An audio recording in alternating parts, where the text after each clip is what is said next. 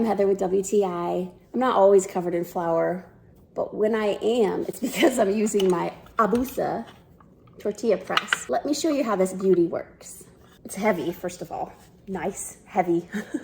It's gonna do the job. This thing works really well for pressing your tortillas. You have little guides to determine the depth or the thickness of your tortilla. So if you like the tortillas nice and thin, this will determine how deep the tortilla is between the press.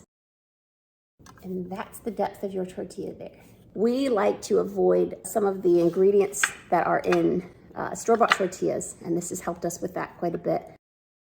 Super simple, takes just a few minutes, and they taste so much better when you make them from home. Line it up so that the metal is right under the press. And just press it out. It avoids the time-consuming rolling with the roller pin. You can use a very simple recipe, just flour, water, oil, and salt, and mix it up together. Warm them on a grill or griddle. If you also want to avoid the preservatives for your family in store-bought tortillas, just make them at home. Easy peasy with ABUSA. That's my point of view.